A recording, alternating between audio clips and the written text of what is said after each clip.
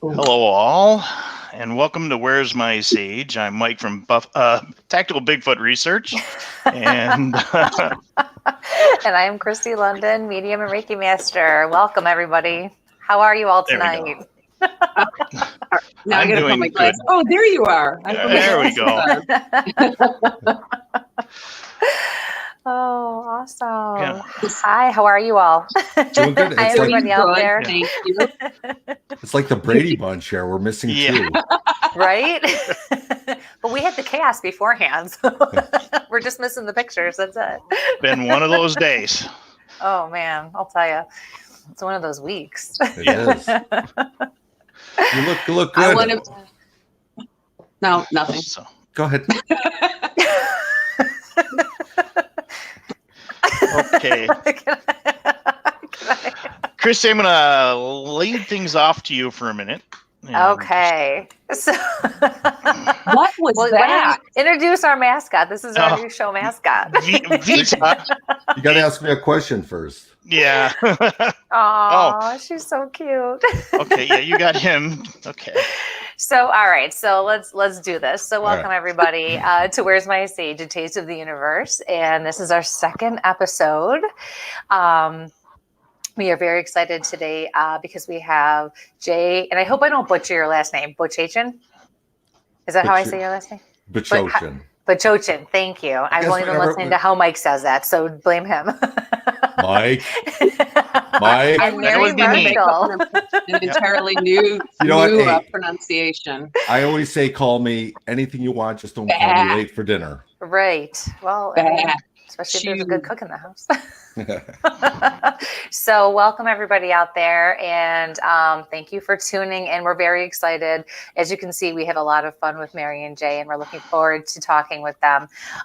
We did just have a few things we wanted to go over and give some people time to come on and log in, because hopefully you're not having the kind of trouble that we were having beforehand. My Wi-Fi just decided a few minutes ago to just shut off and just not do anything, so I had to reboot the whole house, and of course the kids were like, what the heck's going on? Everything shut off. So, but now we're up and running. So who do we have on here so far? Lori and Kimberly. Oh wow, my chat just totally blew up. This is cool. Who else? Gina. Oh wow, thank you everybody for tuning in. This is so great. We're very excited to be back. So we've got a lot going on, don't we, Mike? Yeah. Yeah. Okay, I can push this chat button, huh? And I can see stuff, or am I now gone from you? No, you're still with us. Yeah. Okay. I haven't done this software. Cool. So. You guys are all live with us. Yeah. Oh, look at all these comments. Cool. Huh? Oh my goodness. So as always, we're gonna give people time to come on, and we're gonna catch up with the last 2 weeks, and then we're gonna spend some time with Mary and Jay, and then the last hour of the show, I am going to do the readings in the live Q&A like we usually do. So I'm really excited about that too. Had some funky stuff happening today, this afternoon, so I can't wait to validate some of it, so it'll go away. And I'm sure Mary can appreciate that. I can. Now you guys know I document everything, right? Yes. All right, oh boy. So say hello. I plead the fifth. Are you taking a photo of the screen? Oh man. Hold on. Man. Selfie. All right. Wait, what would my daughter do? Yeah. Yeah. Yeah. Awesome. So how's everybody's night going so far? Well, we have a lot of people that are tuning in. Awesome. Party people. I'm seeing this go across the bottom. Party people in the house. Absolutely. You know it all the time. Got to have fun, right? That's right. Let's see. All right. So Mike, you want to catch everybody up on why you've been a little MIA these last couple weeks? I do apologize, guys. My health has been a little off for the last couple of weeks, and I have been sequestered to the house while we try to figure out why I keep getting some crazy headaches. But tomorrow I get to go back to work first thing in the morning. So I'm happy for that. And getting out here with you guys tonight's gonna cheer my spirits up. I've been kind of locked in the house for the last 10 days. So the support I've got from friends and family and our groups out there, I do appreciate it. I kept it pretty quiet, but that's why nobody's seen me or I haven't commented too much after my wonderful little trip to Disney and diving with the sharks at Epcot. And I came back to that crazy mess. So are you really better now? I'm like, are you feeling, you're going back to work. That doesn't mean you necessarily feel better. I feel better. I feel better. Good. Yeah, and then I dropped a 4-pound statue on my head tonight, moving some stuff around because I like this new green screen. This is not the general background in my room here, but neither is this. This looks like a home behind me, but it's not. I'm out in the woods. So I'll tell you, I got that text and I said, "You've got to be kidding me! Are you going to the hospital? Did you crack your head open? What are you doing? Am I playing solo with these guys tonight?" Since you're not doing that to me. No, but he's okay. So we're good. Maybe it'll help him out. Maybe it'll fix it. So you guys will get me laughing and it'll make things better. So that's why nobody has seen me or I haven't commented too much on the groups. I've been kind of laying low and staying off the machines and just chilling. So me and Vita and the Doberman here and Amore, my German Shepherd in the other room, have been pretty much together in the house. So I think they're ready to get rid of me too. So, hello to Scott. We got a lot of new people coming in. We got some people from overseas coming in from Scotland. That's wonderful. Yeah, Kristie, what else did you have going on this week? And let's get into Mary and Jay here. Well, we have some stuff coming up. I didn't really have, my week was not too eventful, thank God, not like yours anyways. Keeping tabs on you and making sure you're going to make it to the next show was pretty much on the agenda. But we have some things coming up that we did want to mention because some are public tours, some are events, big events that are coming up that we're going to be at, some things that I'm doing on my own for my business. And so we just wanted to put that out there and let everybody know what's going on, and like always, keep your eyes on our pages because events will be created and we will definitely be advertising and, putting it out there. But okay, so let's see, what do we have going on? Where's my paper? I know I have my paper somewhere. Where did I put my paper? Mike, see? Is that I'm organized. you I know where everything it is. What's that? I hear breathing. I keep hearing like, and I'm like, which was doing it? You probably got the most sensitive mic, so I'm suspecting it's Jay. Yeah, it was there it is. Oh, all right. Just hold your breath or something for a few minutes. That's I'm always holding my breath. No, don't. We need you. All right. Let's hit that so we can get on. So this coming Sunday, actually, February 9th, this is going to be a public ghost tour investigation.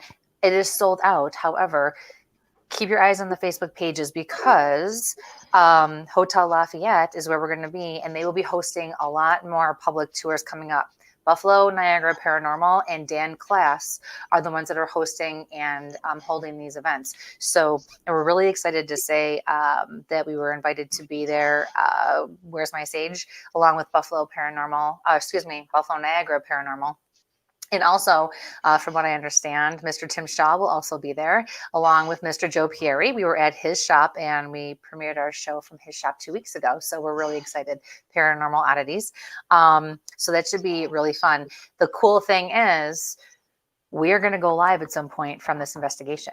So even though it's a public tour, we have been given the green light and we're going to have some fun. So Tom and Kat will be with us, Joe and Tim. So it will be a good time. And so keep your eyes open for more dates because they will be posting soon. All right. And that is in Buffalo. That's the Hotel Lafayette. It's going to be pretty cool. February 18th is our next show. That show is going to be a live Q&A with yours truly. So I will be the guest. No, we know you guys also want to be able to do more extended question and answer type shows. And since I'm not doing them and I've kind of transitioned over to doing it with Where's My Sage. We're going to make sure that I do that every so often. So stay tuned for that as well, okay? And tell your friends. We don't ever want somebody to miss a message. And that's February 18th. So February 26th, I have just booked in Buffalo, New York on Hurdle Avenue, her sanctuary. That's where I usually do a lot of my gallery readings, and I am now going to be holding that there. So stay tuned and watch my page for ticket information and payment information too, because seating is limited at that venue. February 29th, Where's My Sage is going to be at the Rochester Winter Parafest 2020. We're really excited. And that's going to be held at the Valley Oak Event Center in Geneseo. Yes. Right, Mike? Geneseo, New York. Yeah. That's going to be really cool because let's see here. That's a Friday night. They're going to have a VIP meet and greet dinner at the Old Avon Inn, which is going to be really cool. They have a whole bunch of people who are going to be there for that. Saturday and Sunday, the doors open at 10 a.m. And there's all sorts of things there. There's going to be gallery readings. There's all different kinds of vendors. We are actually going to go live. So Mike and I will go live from there as well. And we will be able to interview people and just give you an idea of what's going on and let you share in the fun. It's going to be pretty exciting. Different people who will be there. Dan Class, owner of the Hinsdale House. Steve Calls. Really big Bigfoot guy. Jack Kenna, I'm sure everybody knows who Jack Kenna is. Michelle Du Wagner, Chief Mike King from Ghosts of Shepherdstown. Lots of different people are going to be there at this event. Mark Keys, who is the director of the Pennsylvania Paranormal Association. And I just want to give a personal shout out to that association and to that group and to Mark, because I recently had somebody from Pennsylvania reach out to me for help. And I helped him the best that I could, but logistics being what they are, was not going to allow me to help him and be there the way I would normally want to be there. So I did some research and happened upon this group, which I did not realize was his group at the time. I cannot say enough about how helpful they have been. We are still in the process of working with this person, but he answered my email right away. He was very friendly and very genuine and very professional. If you guys have a chance, go onto their page and check it out, because there is an extensive history and extensive different backgrounds with everybody on their team, and they have satellite teams, which I think is the coolest thing. And one of the satellite teams actually was assigned to help me, which was amazing. I'm not going to say their names. I don't know if they'd want me to say their names or not, but they are wonderful and they are right on it. So I just want to say a great big thank you to them, because this person really needs the help, and I have no doubt that he's going to get it from them. It's been a wonderful experience dealing with them. So, okay. So what else? April 4th, I just want to put it out there. I'm actually going to be doing a gallery reading for a retreat, and it's Kokoro Retreats presents a Soul's Experience, and that's going to be at Beaver Hollow Conference Center in Java, New York as well. Melanie Rimkus is actually hosting that, and she is a medium and Reiki master.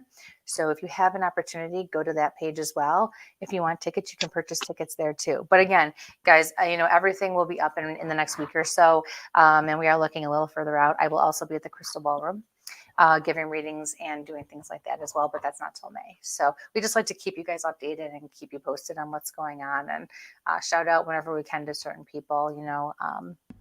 Got to give credit where credit's due. It's important. We have to look out for each other in that way. So, all right, Mike, how you doing over there? You all right? You're on the other side now.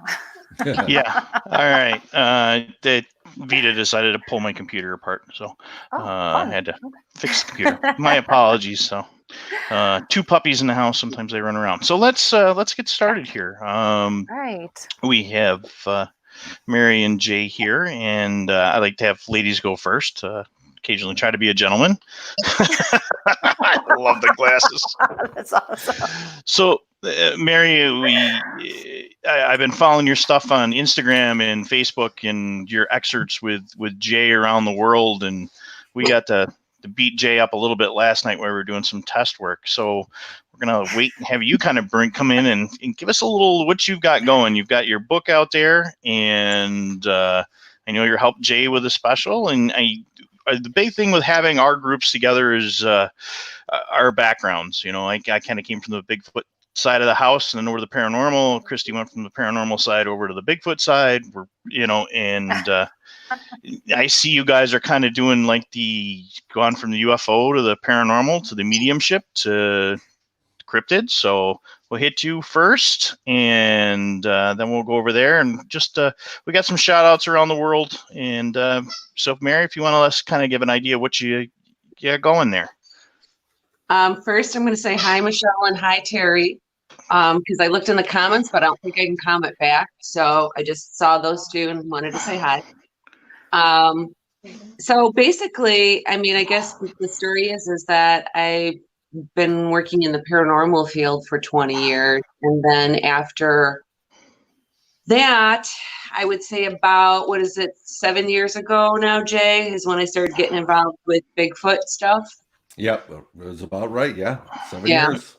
And then at the same time, actually a little bit before that, I started to get involved with ufology as well, getting involved with MUFON, and just in general, trying to understand the other fields. And I'll tell you, the biggest thing that I learned, and I now probably pass message along to people, I did it again at an event I was just at this past weekend, is the types of, there's a lot of crossover that people just are not aware of. It's sort of like, you know, Jay has worked with ghosts, but for several years now, more specializing in Bigfoot in that field. Where another person, or like myself, I spent more time in the paranormal realm, but have also in there. And so we don't share enough information and don't look enough at the other fields to see that some of these phenomena, some of the types of experiences people have are kind of crossed over. And Bigfoot is a really good example, talking about, like, you know, Jay's documentary, Finding Jay. When we're out there, and it's very known, and you know this now, Mike, anybody who does this, who's out in the, actually, you know, feet on the ground in the field, knows that you have, where there are Bigfoot sightings, there's usually UFO sightings, there's usually light anomalies. And I bet if it were looked for, you'd probably come across more ghost, what would be attributed to ghost-like type activity, shadow people and that sort of thing. But yeah, so I mean, I've kind of a little bit in all the fields on it, and now throwing the hat in the ring on going public with being psychic medium as well, which was not easy for me to do. Right? I mean, good for you, because it is not easy. You know, No. Right. And what I always say is, because I'll teach like at the colleges, you know, the classes, a lot of people who may be on the fence about wanting to just know what all this stuff's about. And I can get them, they'll come to the class and they come to listen because I might be viewed as more, you know, scientific or in that way, or analytical. Scully. Yes, Scully, right. Yes, that's James and I, our thing, Scully.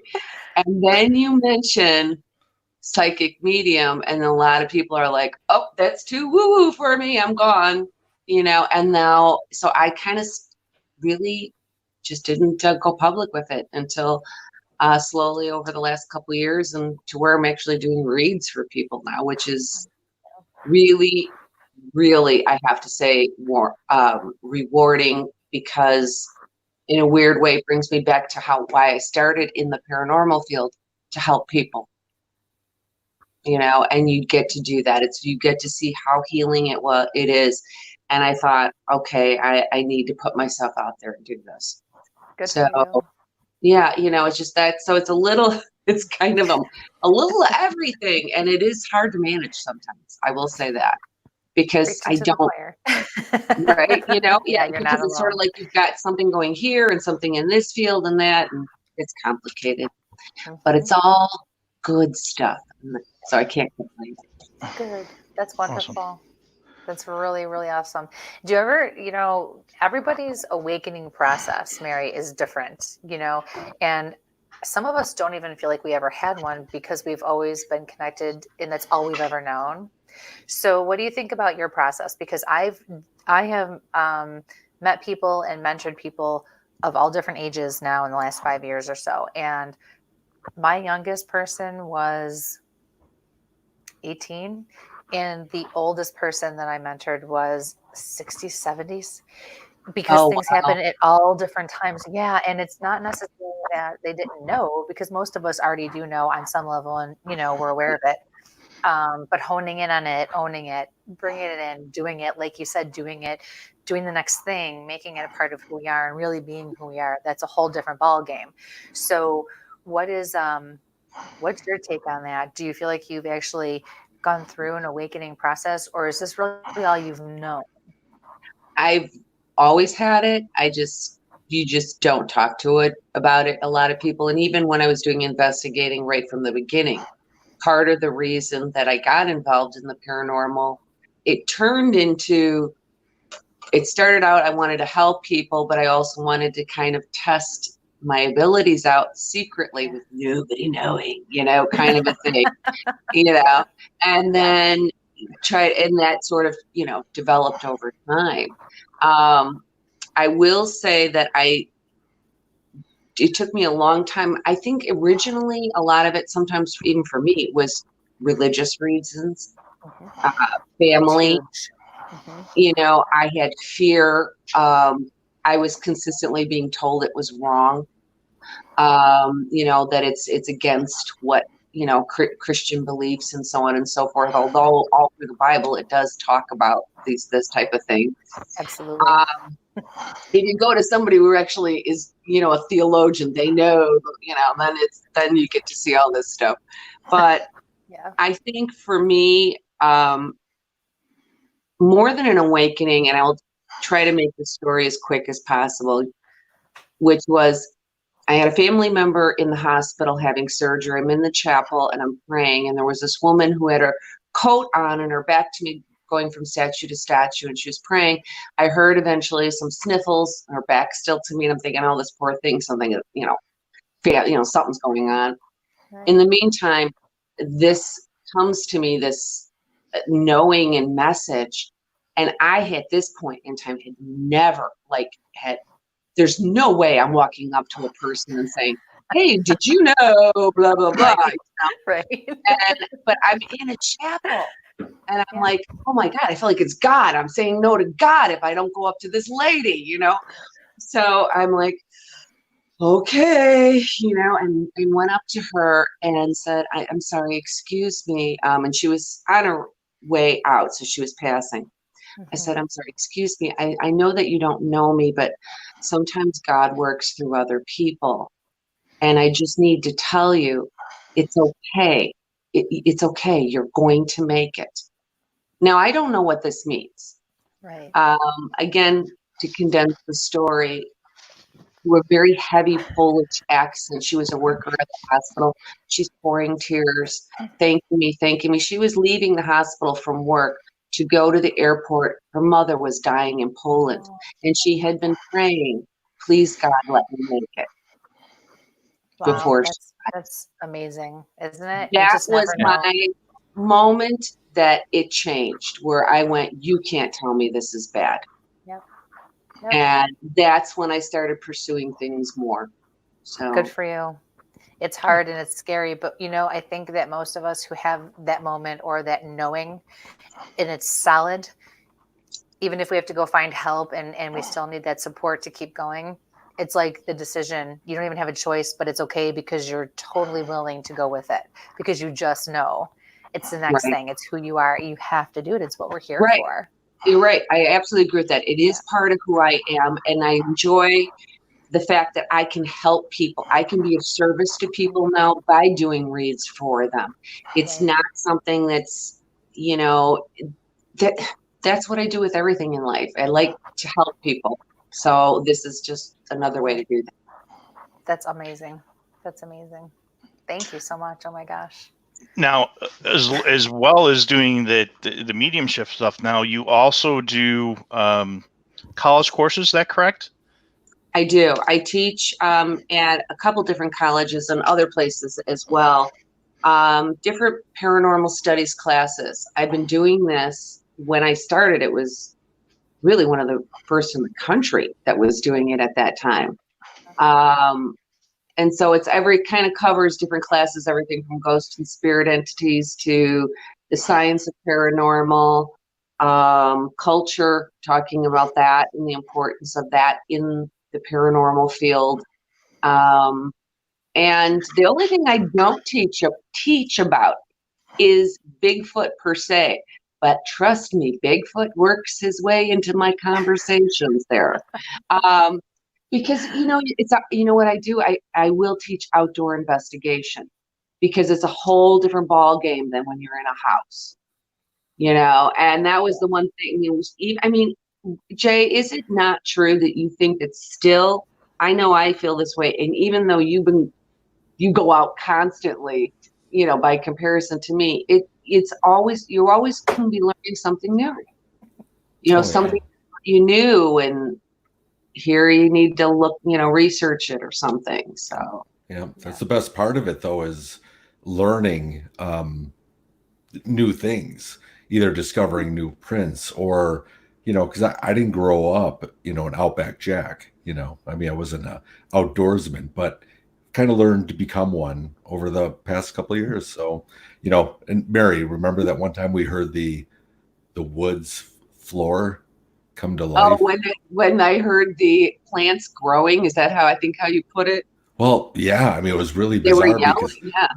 it would almost be like a small animal was running on the forest floor, but it was everywhere. It was everywhere. To me, it had like that cellophane-y it's crazy. Yes. And it was like a movie, like, what the heck is that? It's the happening, And we're hearing the plants grow. What's the substrate? Is it leaves? Is it pine? Is it rock there in the kettle? Yes. Oh, well, it's all of it, all of the above. Okay.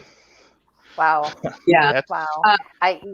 That's kind of crazy. I can just imagine, because I've only had one, experience Bigfooting with Mike already. And it was quite different. It's different when you go out for a hike and you are expecting certain things and you're relaxing, because especially with mediums and spiritual people. What? I've got help here. Oh. Sorry. She's allowed. She's cute. Yeah. Put the headset on her. It's all good. Yeah. Probably better looking than me anyway. So, but it's really different because as mediums and spiritual people, we connect to nature already on different levels in different ways, right? But I'm not the one to want to go sink my toes into the dirt either. And some people are. They can't wait. Me, it's more water, sitting, listening to the trees. But when I went out and did the Bigfoot thing for the first time, it's like all of my senses were opened and it was a completely different experience. It was it was weird, but it was a cool weird. It was a good weird. It was, wow, what's going on? Because I had not ever been that overly aware of the things around me. Like you said, you start hearing and feeling and sensing different things.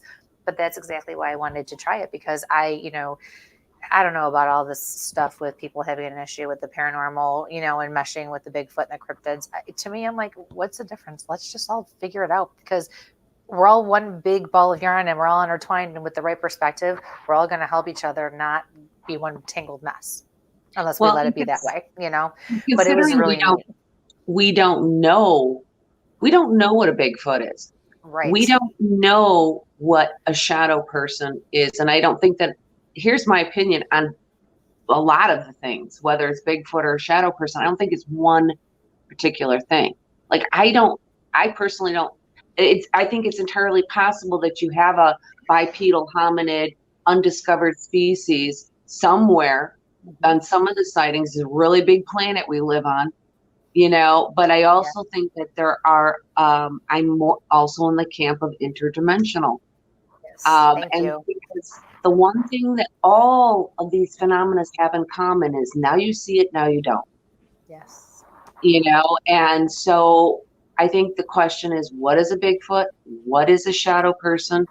At that any given moment, one time a shadow person could be a watcher, something ET, but another time it could be a human not having enough energy to manifest. You just never know. I agree 100%. And that's exactly why, because I still think that there is something to that, because we haven't in all these years been able to prove enough. And that's where my interest got piqued, especially after meeting Mike and then learning about what he does and why he does it. And then meeting other people who do it and figuring, and hearing about why they do it too. So Jay, what's your take on that then with, meshing the interdimensional and the paranormal and all the metaphysical stuff with the Bigfoot idea? It's a big ape. No, I'm just joking. When I first started going out, I thought it was more flesh and blood, because it looked gorilla-ish, I guess, or like an animal of some sort. But I still believe it is flesh and blood when it's here. Yeah. Love that. Love that. Yes. The only reason why, of course, is because not so much the sighting, because you can see a shadow person and that's a sighting, just like you could see said Bigfoot. But does a shadow person leave footprints in the mud or the snow?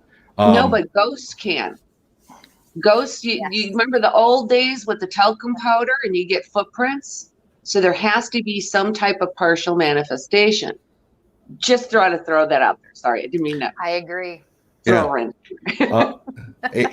but also they, exactly. I mean, with the ghost phenomenon, there's things that move or can get knocked over or whatnot.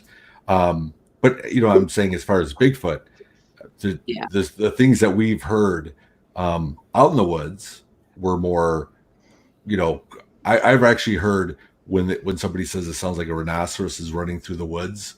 When I first started this, and this is some research I was doing last night before we got on doing the testing, and literally it sounded like some sort of big animal, I couldn't tell you what it was, break through that woods.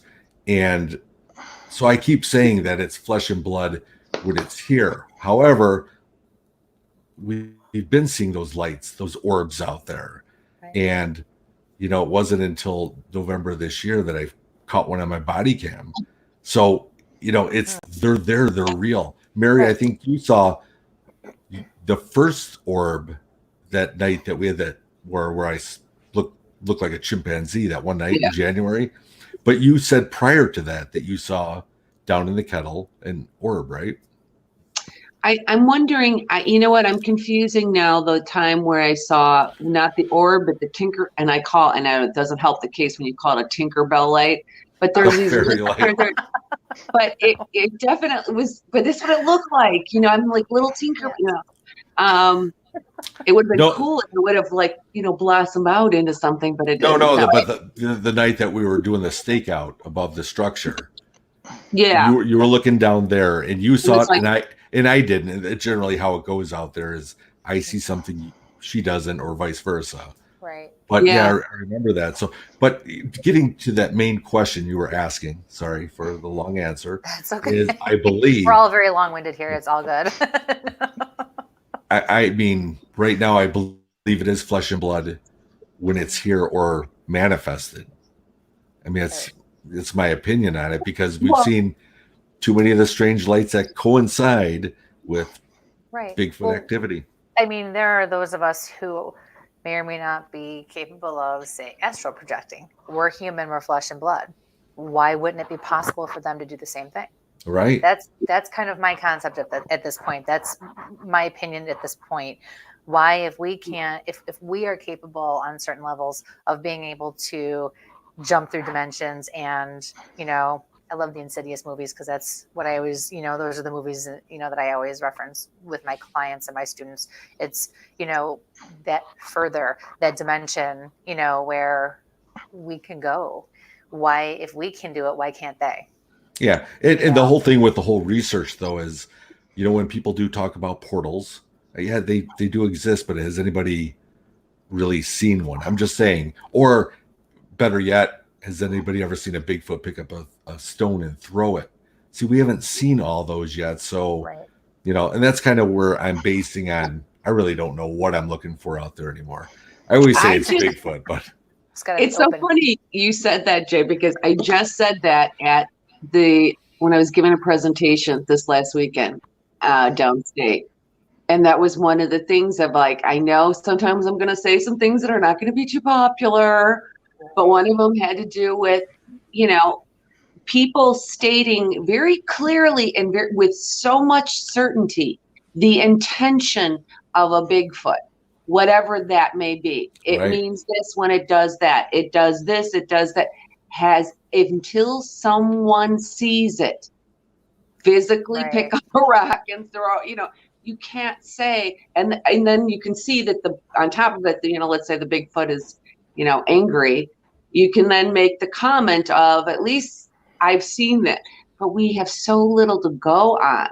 Well, and that's all part of the research. But I know when we were out there and we heard that one wood knock, I'm like, and you're like, Jay, that could be somebody else Bigfooting out here knocking on a tree. And you're 100% right, because you got to say, if we're out in the woods, that very well could be. But it seemed like, well, Mary would debunk anything that would ever happen out there. Thus, sounds like somebody else I know. Thus, Scully. And I finally asked Mary. I asked Mary. I said, right now we're out in the woods. 50 Bigfoot are surrounding us. Would you then believe? You know what her answer was? Go ahead, Mary. What was your answer? I would think maybe it was like I was fungus or mushrooms and I was hallucinating. So I'd look to see if there was something first like that. So anyway, that's what I'm saying. And because if there's 20 of them, that's a lot. I mean, I'd be thinking like, did somebody slip me some psychotics or something? Yeah, but if we both saw it, you know what I'm saying? Yes. So. Would you feel that same way, Mary, if you saw a ghost walk through a wall? If I walked into a room and I saw 20 of them all at the same time, and not third eye see, but literally see 20 of them all, I would question like what the heck is going on? I mean, exactly. It's so bizarre a circumstance. But here's the thing. I push it because that's why we make a good Mulder and Scully. Yeah, I mean, and it's true. Yeah. But at a certain point, I think I don't know. I don't want to say you just have to believe. You got to do it scientifically. I get it. But I always say, and I don't like to use the parody of using God, but if you believe in God or you don't, you can't convince that other person if God exists or not, right? You never see it. It's by our experience. And I really think you guys don't understand how much I'm into Bigfoot daily. I mean, podcasts. I mean, I'm listening to reports all the time. And here's what's weird about it is it's not so much listening to other people's encounters. It's when I hear it, I'm like, wow, that's strange. Next thing you know, some of that's happening in the Kettle Moraine.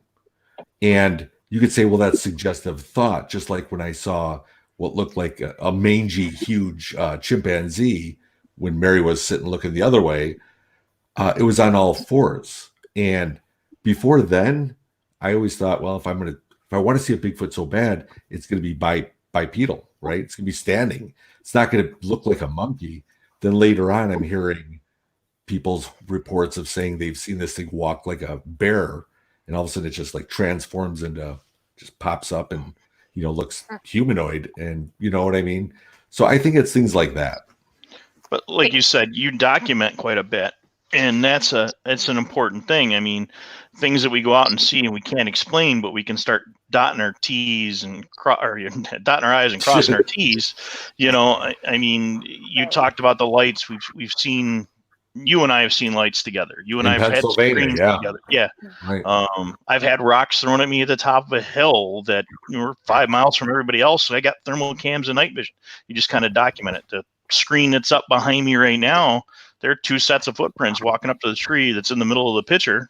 My head's in the way, but we've got hair that, but what's it from? I had a biologist compare it to stuff. It's just stuff we keep documenting and putting aside. But it's the fun of the chase. It's getting out there and enjoying. It's the fun of the chase. But honestly, bottom line, at the end of the day, it doesn't matter if you have the clearest video or the best audio or the best experience. You're never going to convince somebody who doesn't believe. And I'm not there to convince them that. Honestly, I'm there to. You're right, because you could even present physical evidence. You could end up saying it, having tested hair of an entirely new unknown species, which we do have hairs that are unknown. But let's say we start, pinpointing more and more physical bones, this, that, and the other. It's still going to be in question. Until, I guess, and this could sound weird to say it, until it's not anymore. But people are going to want to keep pushing that envelope. But that's okay. Well, but that's what I'm saying is that even if somebody took one out in the woods and brought it in and it made the news, and you're watching on TV this Bigfoot laying on a slab, would you still believe it? You're not there. You know what I'm saying? So it would happen like that alien autopsy thing where some people think that it's real, and then everybody's like, no, that's just a big hoax. You're right. By the way, it was real. Go ahead. You were there, right? Uh-huh. Just like Rick Dyer's. Yep. It's a really difficult, and on top of it, which I try to tell people, I think more so for outdoor investigating, I'll say it that way, because it could be for Bigfoot or Dogman or whatever person's doing out there. Like, I know that, I think, Jay, you do this too more now, where I go out and I don't go out looking for Bigfoot. Right. I'm out there just to take in whatever is, out of the norm, anomalous or phenomena that may occur. I don't know what that's going to be. Well, honestly, it's like your ghost investigating. All right, when you're going to a house to investigate or a place, your adrenaline's pumping, you're ready to go do this. But when it becomes 2 or 3 in the morning and it's quiet, all of a sudden you're sitting in someone's living room in a basement going, I could be home sleeping, but you're still investigating. And I think that's how it is going out to the kettle. Is, to me, it's always the journey. It's always, all right, we're going to go, we'll talk, grab something to eat. You know what I mean? Just the journey to get up there. Then when you're out there, you're like, okay, could there be something out here? But next thing you know, you are just kind of walking and talking and, just enjoying the woods, really, and just observing. That's exactly it. Yep. Yeah. And that's actually exactly what happened when did we go, Mike? It was July, right? It was hotter. So you won't go out in the cold, I forgot. Listen. Maybe don't make Bigfoot mad. Love Bigfoot man. No, but that's exactly what happened.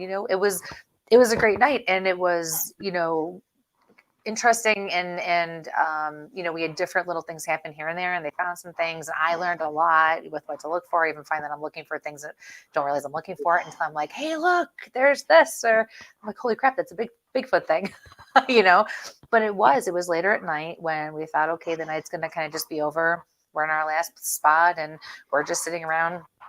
And then out of nowhere, this scream comes from behind me.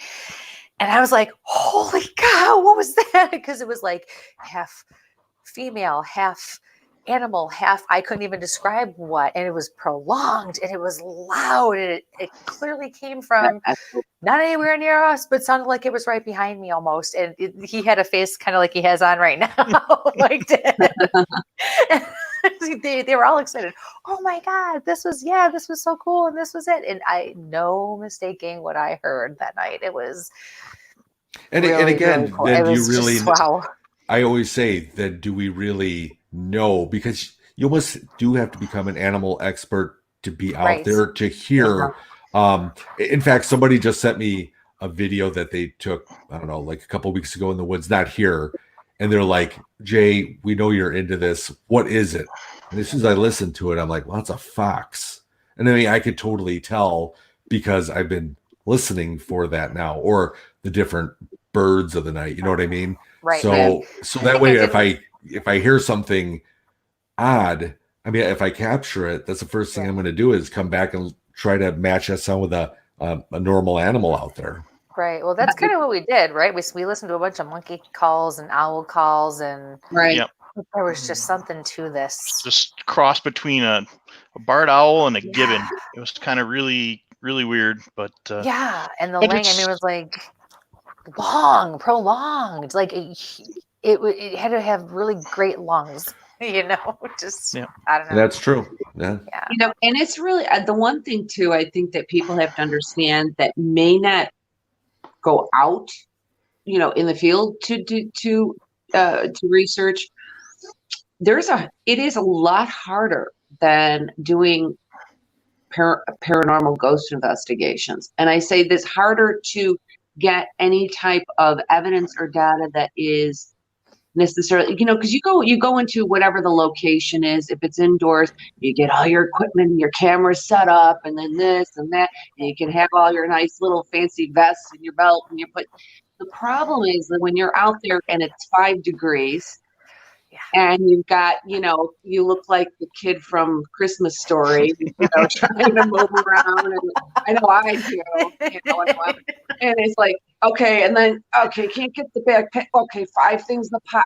So, you're trying to get the right piece of equipment at the right time, even with Jay wearing a body cam. Right. And we both wear, I know I don't have a body cam. I wish I did, but I don't. But an audio, Cool. Times, you still have a problem. We saw a UFO out there. I saw 2 of them actually at the same point. And you're wanting to take a photo. Well, one that's just, unless you have the, zoom lens, whatever, it's going to look like just that white dot, how it is when you try to take something in the sky. Okay. But you need to get to the apps to find out, is it a satellite, an iridium flare, or some other type of thing? And so you're trying to get the phone out. It's 5 degrees. Okay, you got to pull the gloves off. And then you got to, and it's just, and things are quick. But you know what? That's exactly like those beady red eyes that me, Brian, and Paul saw is that we stop and we're looking at these, and I have my audio is always going, but you get so caught up in the actual moment, kind of like the UFO we saw. I really didn't care to pull out my camera or video at the time. I'm like, what the hell is this? This is really cool, And when we were looking at these eyes in the dark, or at least I believe they were eyes, I was just there in the moment. And that was the last thing I thought about, was picking that up. But even so, you take a picture of it and I show you, and it's like, you weren't there. Right. And, So. Well, and that's the other thing. You're trying to keep your eyes on it, because I already had that experience out at the kettle. I've had that experience even on paranormal investigation. And this was years ago. So there was not, and at the time we probably were at a location that we couldn't, I'll say it this way, we couldn't set up at. This is many, many, many years ago, before all the play places. And I saw, that was one of the times I saw a full-bodied apparition.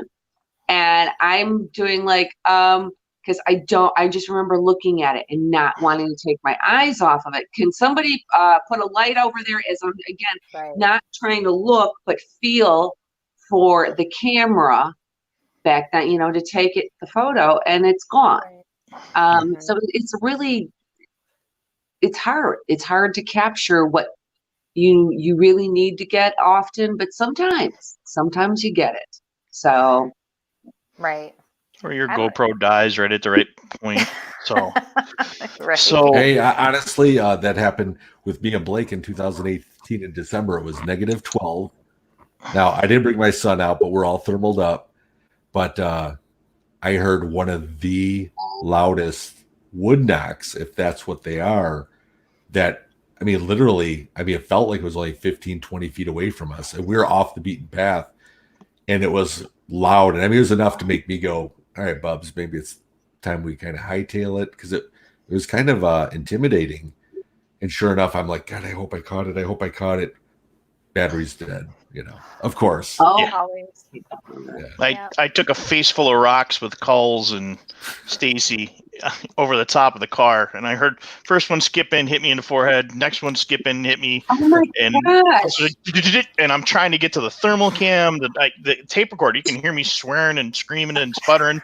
The thermal's off in my back because I'm just leaning over the top of the car, and I'm like, but we're miles from anybody. I'm like, who's out there? And it's raining. Who's stupid enough to be walking around the woods but us? But you know what? You know? But that's what I'm saying.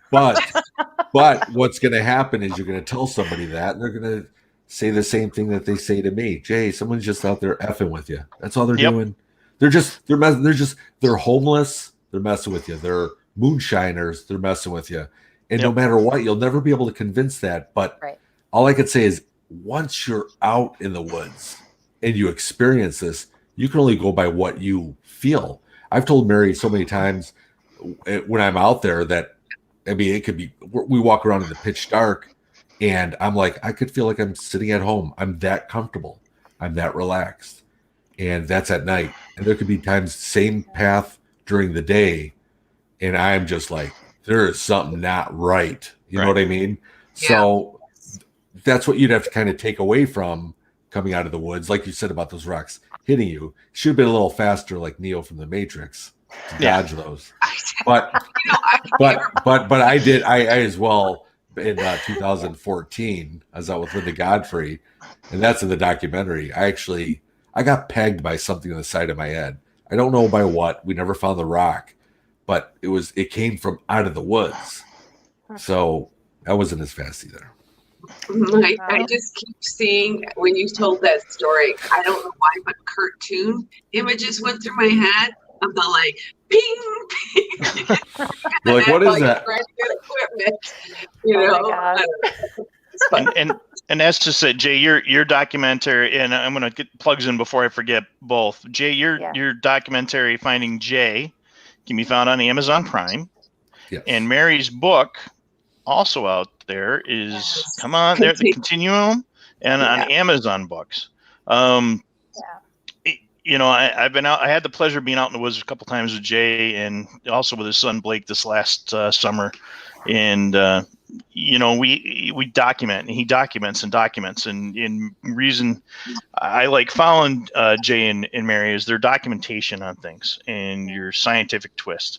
I am from the archaeology, anthropology background, and some other stuff that I do, but documentation is the key. And honestly, thanks, because Mary really is the one. We come up to this big structure, and I'm like, it's a Bigfoot structure, and Mary's like, calm down. Anyone could have made this. Let's go inside this. That sounds like somebody else I know. And let's look around. But I give Mary all the due diligence on that because, I mean, that's when we were finding those weird hanging things in the structure, the way it was built. But that you need to do that. You need to do that. And that's what I felt. I did not, and he knows this, and we talk about this. I don't think I ever once felt like this was a Bigfoot structure. I still don't. I mean, is there that question? Of course. You know, you have to leave that open. But I'm out, you have to do your due diligence. So, I mean, it literally, I'm in there with, you know, surgical gloves on, going through everything, training, because what if you do come across it? That's what we've got to do, is that you can't let your own bias or prejudice or something stop you from doing what you should be doing as an investigator and researcher. Yeah, I mean, you just got to go and do what you got to do. Yeah, well, and you know, and follow your instinct. And now, privately, Jay and I will talk, and I've done this with other people. Talk very much about like our gut instinct, and I may think something.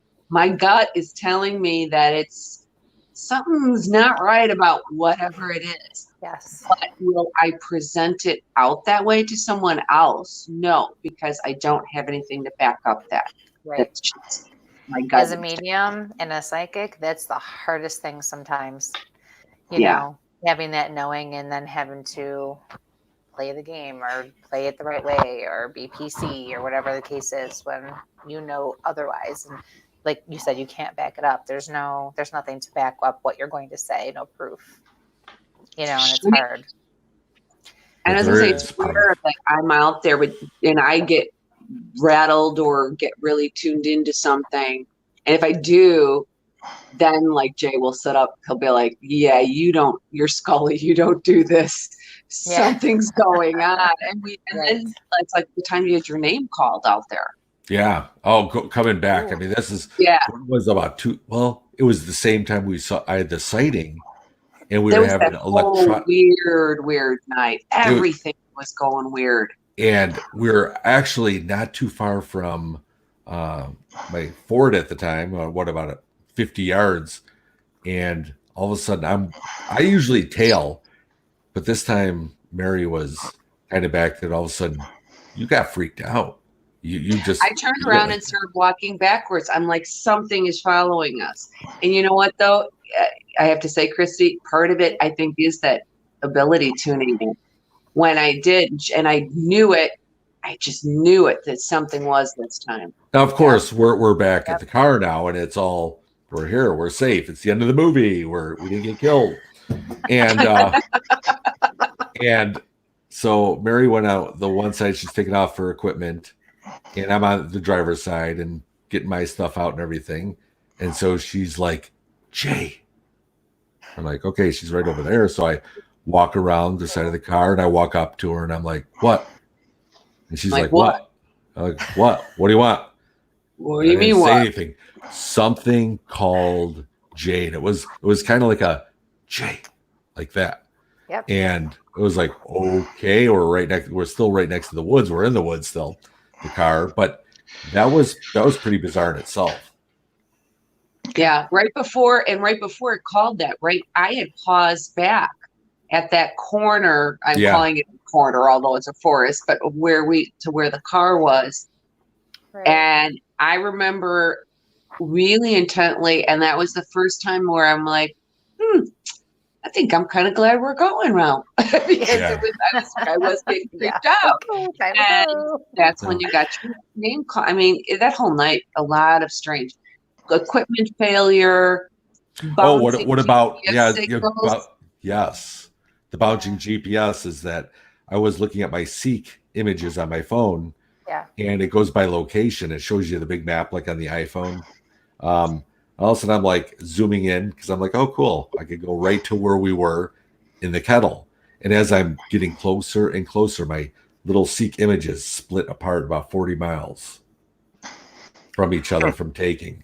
So, you could say that could be, electronic or, you know what I mean? Those type of issues. But what is it, 7 years now? Because at that time it was 5 years or whatever. But in 7 years, you've never had that happen again. No. It just coincided with the interference on the video and the live equipment we were trying to use, along with the sighting, the orbs. I mean, and everything. And every time we're done with a hike, what's the first thing I do? Videotape everything. I record whatever it was out there, whether something happened or it didn't, it doesn't matter because I archive, I've got all these files and I always go right to the testimony to recall the story of what happened a year or two ago. That way I can kind of look again into the photos or videos or therm. So, and that's great for any investigator. What's that? Mary, go ahead and then I'll go, and then we've got people coming in here on some stuff. So sorry, I'm being quiet. No, go ahead, Mary. It was not important. I don't even know what it is. But documentation is a key, I guess, to the thing, and it's great that you guys document. And just as a quick wrap up, how did you two get to investigating together? Oh yeah, please tell me. I've been dying to know that. All right. You could tell the story. How did this whole thing get started? How did it start?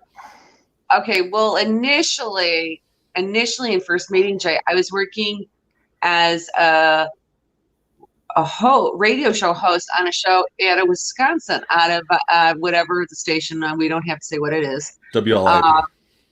Go ahead. Or we don't have to say what it is. Okay. And I was working doing that.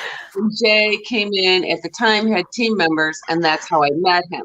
So that's how we initially met. But then I think it was a couple of years, some other things were going on that we started talking a little bit more about stuff, going on the field. And I had been talking for 2 years. Okay, what is my crazy friend Jay, this Bigfoot hunter guy? What is he out doing in the woods? All right, yeah, you got to come out. Yeah. And I'm doing that with them. So finally, it was like one day, okay, yeah. Now I went out there with him, and I always because this story, it even is like cracks me up. I don't think I even had an audio recorder with me. You had nothing. You were just like da da da da da walking in the woods. Because I'm like, and my paranormal prejudice at the time, I'm like, okay, Bigfoot, So, but I'm like, I like, see what this guy's doing. And we weren't even 20 minutes from the car and walking, and we came to this wall of lights.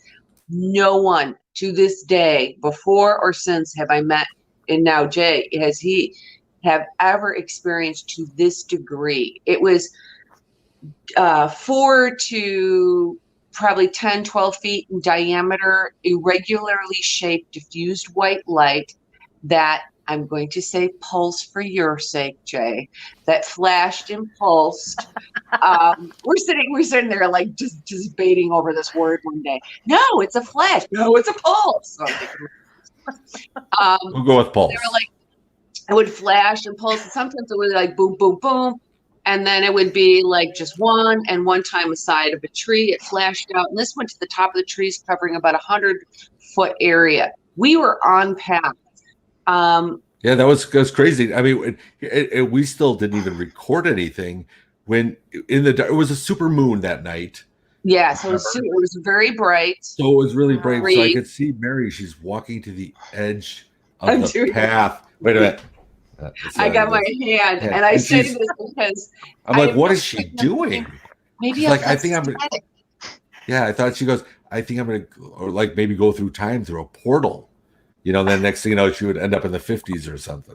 That's what I did. I turned back and I go, if I disappear, I'm in 1955. but you're right. That was crazy.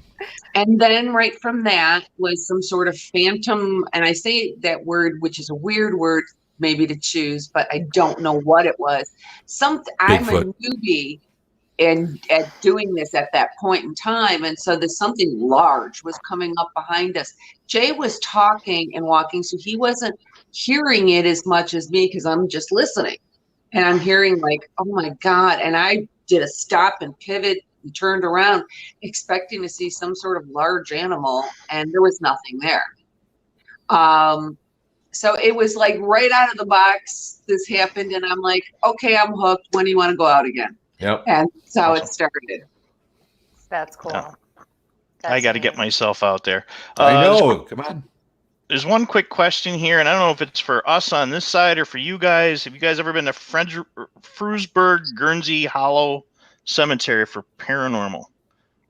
Anybody? I don't know where Frewsburg, Gurney is even. No. Okay.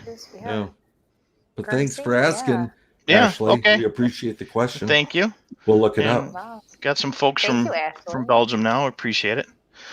Wow. And again, guys, there's so much that Jay and Mary have to offer. Katie. Oh, Katie's here. Sorry. Oh, sorry. I looked at the comments. No, it's okay. You're allowed. You're allowed. I'm just interrupting. I'm so sorry. Okay. No, we appreciate everybody coming out, and like I said, please follow these guys on Facebook and Instagram, and when they're out speaking, it's always a lot of fun. I've learned to desensitize a little bit for Bigfoot sneaking through the photos. Bigfoot, what Bigfoot? You can watch Jay and Mary work together and the the plants. Okay, what do we got? Nothing. I got rid of Vita. Okay, my turn. Exactly. Sorry. My turn. run a show and we just distracting him. Now I feel left out. What the heck, man? You know, if They look better on Bigfoot. Sorry. now, Mary, my you weren't on Beast of Bray Road. Jay's the only one that's seen the Beast, right? You haven't That's seen right. that. Oh wait, That's All your right, thing. I gotta be serious here. All right. Actually, I It's did. right there. It is. And the thing is, at the end of my ghost hunting days, people would have to call you to investigate, or you'd have to go to I call them pay and plays, Waverly or Ohio State or whatever. And at this point, I'm like, you know what? We have Bray Road, literally 15 minutes from my house. So we could actually just go down and patrol it. You can't get off because it's all, private farmland and everything. And it doesn't look ominous or anything. It's, looks like Wisconsin, actually, with a few groves of trees. But there's a lot of weirdness that's on Bray Road for sure, which Bray Road is how I got to the kettle, actually, in 2013. So that's kind of the whole transition with the cryptids. So, Wow. It's funny how things just kind of happen and you don't expect it, They just flow. But, but then again, here, and I keep hearing everybody put the cryptids and the ghosts and the UFOs in different boxes. And I know, Mary, you've been saying this for years about one big melting pot. And I mean, I'm believing that's what it is, because same thing with Bray Road, the Dogman, where is it? But yet it has been seen and documented, many places. Yeah.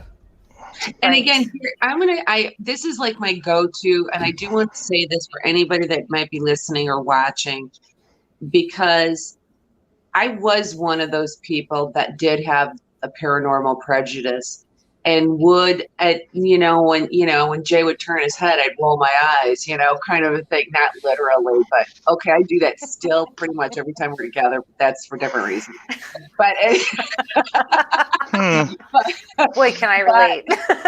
But it's that the thing with whether it's Bigfoot, people are more accepting of a ghost now than they used to be, because more people have been experiencing it. There aren't a lot of people out there in the woods, or particularly in the woods at night, let's say, to experience that. It has to be at night, but again. But the bottom line always comes down to this to me, because I am that Scully. I am that analytical, logical person. Is the most logical thing that we have in science is numbers, is math, statistics, and probability. There are too many reports with too many witnesses and too many people that have seen something. They all can't be wrong, and they all can't be misidentifications. Right. People that sounded like Finding Jay. I said that was exactly what you said in Finding Jay, but go ahead. You're doing great. Sorry. But it could, because it's true. Because it's true. It's like you have to give that benefit. Because probability itself is saying that something is going on. What it is, that's for us to try yet to be determined. But people are experiencing something, and we can't just ignore that and put it under the carpet or laugh it away all the time. Right. And, I just want to tell you, Mary, because your book, the nonfiction book you're writing, which I think is fantastic. You've entitled it Paranormal Entanglement, which, again, going back to the ball of yarn I referenced earlier, that's what it made me think of, because it really is just this big tangled mass of all different things put together. And when you think about it, we're all energy.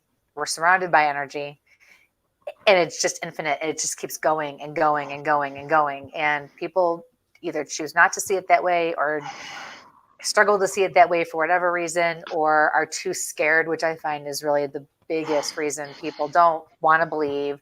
You can't convince them. They don't want to see it from a certain perspective, whatever the case is. But I think it explains it perfectly, that we are just one. We all need each other in some way, shape, or form, because even mediums, I can't tell you how many times I've done an investigation, whether it's public or private, and I'm getting information that they're not picking up on anything with the equipment, or vice versa. But more than not, depending on the kind of energy, it takes less energy for a spirit or an entity to interact with me than it does to make lights light up on a piece of an equipment. So we all need, to document. And it's the coolest thing when you can.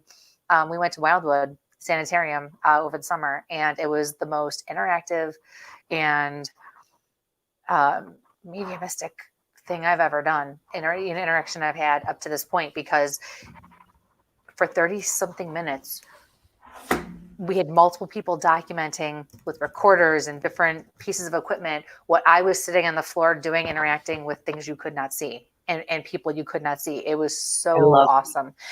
Yeah. And so, but we documented each other, because there were times where I said, oh my gosh, she's holding my hand now. And then you heard somebody behind one of the cameras or the equipment saying, oh my gosh, there it is. And you could see it, and then vice versa. So it's just, we all need each other. We are a tangled mess. And I think it's about our perspective. It can be a beautiful mess, or it can be a tangled mess. Yeah. That's how I look at it. So, it's, that's my 2 cents on it. And for me too, like you said, the energy, quantum entanglement is really big. I'm, big on that type, because here's the thing. One of the things that kind of is a go-to a lot of times is talking about wormholes.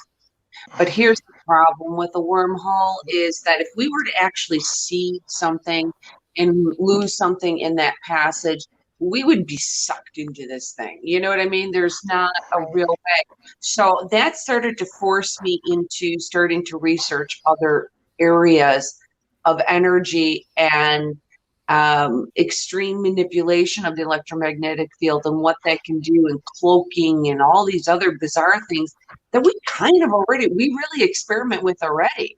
And how is this going to ripple out and affect possibly the things that we're experiencing here and now? If all time is occurring at once, then we could be feeling reverbs of something that we aren't aware of yet, but is in the future. Right. Yes, I think we have a lot to follow up on here. Oh yeah. And would you guys be interested in coming back to do a follow-up show? Definitely. That's my professional way of saying yes. I'd love to come back. Well, we appreciate it. How about Bigfoot? Would he come back? How about the plant? Would the plant be willing to come back? So the cemetery is, from what I'm getting from the chat, there's in New York. It looks like it's Chautauqua County, and we seem to have a lot of weird stuff that goes down there every time we go to Chautauqua. Marilyn also chimed in about Wildwood. She was one of our documentarians, sitting next to me with some equipment as I sat with the thermal and the SLS. So as Kristie sat on the floor talking to whatever, still can't figure out what's going on. But again, it's stuff we document. We're getting quite a few questions that kind of intermixed about readings and such. I really, unfortunately, have to wrap it up on that note, because one half of the show is readings. Yep. So if we could have you guys come back, or if you want to stay with us, we appreciate this. There's so many different areas that you've spun us that. But I definitely want to remind everybody, Mary's books at Amazon Books, Continuum, and Jay's Finding Jay is out there. You can also catch them, Small Town Monsters have got their Beast of Bray Road, which is a great little one Seth Breedlove did, and we'll have Seth on sometime soon. Again, if anybody has one quick question, if not, we're going to wrap it up with Jay and Mary, and we really, really do appreciate you guys coming on this evening. Well, thank you for having us on. Thank you so much. Thank you for having us on and putting up with us. Oh, it was a pleasure. Don't make me come over there and back you. You're looking the wrong direction. Wrong way. Get it right. It's reverse. I think we'll be out in the woods, and we got some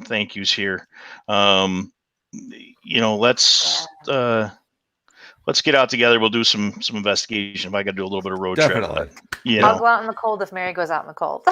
Oh, Wait, yeah. Mary goes out in the cold. Shoot. I do go out I was just out a couple weeks ago, and it was it actually that day was not horrible, but yes, I do go out in the cold. I'm the only ding dong that will. I'm gonna give it a shot. I have to be able Definitely. to experience it all at least once, right? So, Yes. Definitely. We're gonna get you out there, Kristie. We're gonna dirty you up. excellent. Hey, I can get dirty. I'm not afraid of getting dirty. Just don't like the cold. That's, I can just, well, He's playing with his toes again. Oh, Just Bigfoot. I you can't guys help are it. so Okay. much fun. We It gotta was go. such a pleasure to talk with you. Thank you so much. All Thank right. you See so ya. much. Thank you, Bye, guys. guys. Bye. Have a Thanks. great night, you guys. Have Thank a you. good rest of the show. Thank Thank you. you. Thank you so Bye. much. Thank you. What's up, All Mike? right. Hello. How's your head feel? Yeah, it's there. Again, it's the end of the night It's for me. definitely there. Um, Just kidding. So let's Whew. thank you all that This might tuned in feel and some help, and stuff. Jay and Mary. We do really appreciate they came Yes. on. Maybe they'll Sometimes hang we around forget my that room. we have the questions as well. And let's see, just quick to go through here so we can get into some questions that are out there for Kristie. Again, if you have any questions for Kristie for readings, please let us know. And remember, guys, please to keep them simple. Please don't ask more than one question at a time. If you want to hear from someone specific, give me their name as well. Okay, not grandma, not grandpa. Give me you can tell me Grandma June or whatever. That's fine, but that's a big help in a venue like this. Okay. All right. Oh, we have Colette's back again this week. It's great to have some folks from Hi. overseas. We've got England and Scotland, and I saw Belgium tonight. Let's see. I'm kind of going through here. Well, you know what? I'm going to Last- start off like this because hopefully someone's going to validate. So earlier this afternoon, I was in the bathroom doing my hair, and I was well aware of the fact that my cat was sleeping on the couch in the living room and my dog was in his crate in the living room. So in the middle of flat ironing my hair, I felt my cat walk behind me and brush against my calves, and it was in the same spot, left leg, right leg. And so I looked down because I thought she walked into the bathroom only to see there was nobody there and there was nothing there. So I went into the living room and there she was laying on the couch, and the dog was also still in his crate. Pretty cool because I don't always get touched and interact in that kind of a way, especially in my own house. So with that being said, some of the other information I've gotten with that is I feel like this cat has very recently passed away. I'm getting yellow. I also feel like there's an orange color to it as well. So if anybody can relate to that on any level, and remember, in a venue like this, it doesn't have to just be one of you. There could be many of you that will relate to this, but I do feel I see a car with this cat, almost like maybe it was hit by a car or has a connection with a car. And the passing was very recent. So, all right, whoever's out there who can relate to that, please let me know. Okay. All right, Let's Mike. go with our first one. My mother Ruth passed away in 2016. Does she have a message for me? This is from Kristie Adams Dillon. Hi, Kristie. Keep cooking is what she's saying. And I feel like you need to start eating healthier too. I feel like your mom cooked. I'm seeing the symbol that they show me when they want me to know that they cook themselves or they like to cook. I'm also hearing the word hokey. Hokey. So I don't know if that's something that you used, the word you used to describe her or thought of her, whatever the case is. I'm also picking up on a boy. I feel like it's your son. And I'm being told, sorry, I'm getting itchy and I'm getting fidgety. He's going to be fine as well. Okay, so thank you for your question. Okay. Next one is going to be from Gina Rutledge, any message from me from my Papa Joseph, Joe Algira? Hi, Gina.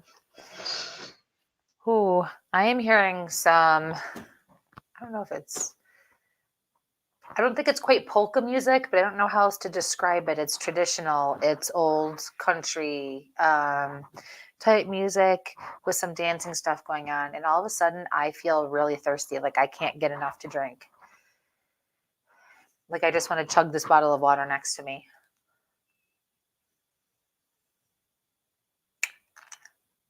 You do good, you do good. You do good, you do good. That's what I'm hearing.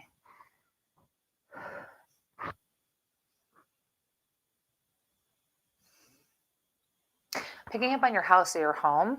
Mike, did I lose you? Hello. Where did Mike go?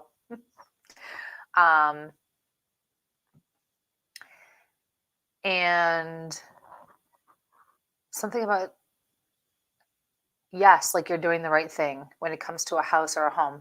There you are.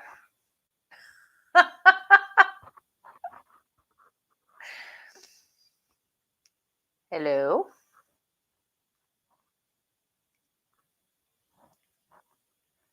Hello.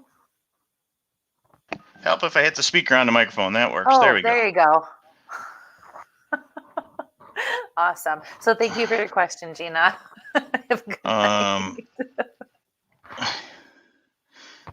Let's see. This is from Penny Hurst. Hi, Kristie. I'd like to know, what do you see me for the next 3 months? Thank you, from Penny.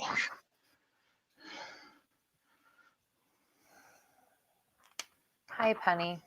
I'm picking up on school for you.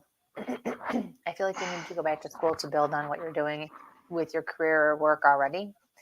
I'm being told by your spirit guides it's a must if you want to pursue any kind of promotion or moving forward or being happy, quite honestly, and finally figuring out what it is you're supposed to do. You need to do this. But school doesn't have to be like another degree or going back to college. It could be a certification program. It could be, different seminars that maybe a company offers, things of that nature. But you definitely need to build upon what you have already or what you're doing already. Otherwise, I'm hearing the word stagnant. You're going to be stuck and stagnant in the position that you're in already. Guys, I want to say too, because I feel like this is going to be something that a lot of you can relate to tonight. And I don't give you my spiel so you totally understand how my gifts work. So it's not to waste time. But with this, I feel like I need to explain it.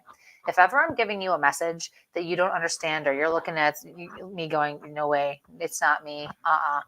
So, and I'm not changing and I'm very solid in what I'm giving you, then that is spirit's way of letting us know that it's not you and they know it's not you. It's someone close to you. So like friends, family, coworker. So if I'm giving a message and you can't relate to it, think about somebody in your life now that you could relate it to and that maybe it would make more sense, because it is very possible that you get a message for somebody else. If you're asking a question, but somebody else needs a message more so, spirit will do that.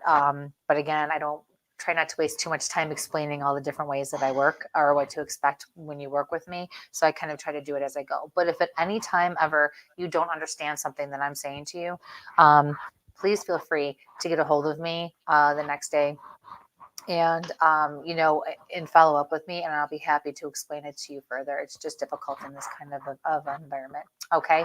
So yes, Penny. So that's what I see you need to do. And I see school and then work will flow again for you. Okay.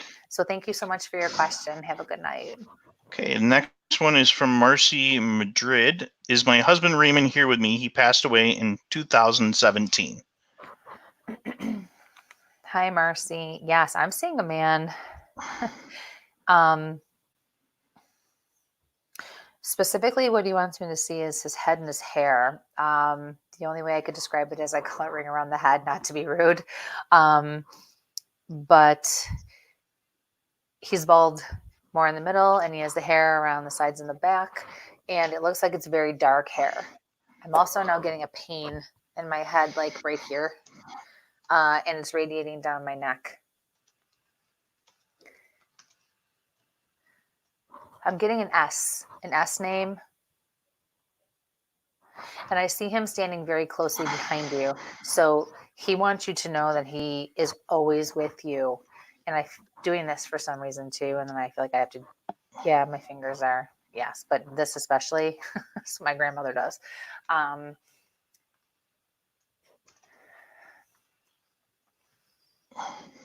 keep hearing, I'm always there. I'm always here. I'm not going anywhere. And he says he wants you to go out and be happy. You don't do enough for yourself. You've learned how to get out and do things, but you're not doing enough, and you're not doing the things that truly make you happy. And he wants you to start figuring that out and then going and doing that. It's really important for your soul. Okay. Yes. Now I'm getting another pain in my neck in here. Okay. Okay. Thank you for your question. Have a great night. Okay. Tanya Courier. We would love to hear from my mom, Cindy. Today is the 1 year anniversary of her passing. Thank you. Sorry for your loss. And yes. Yeah. Hi, Tanya. He started reading that question, and I lost my breath. I couldn't breathe, and it's up here. When it's up here, it's cardiopulmonary or one or the other. And I feel like it was really intense. Stop fighting. Stop fighting. That's what I'm hearing. Stop fighting. Woman with really dark, fuller, thick hair, like natural curl, natural wave. It's poofier, comes to her shoulders. She says, stop fighting. She's so frustrated, and she's so worn down and tired out by this fighting and this arguing. She says the bickering has got to stop. She says it's silly.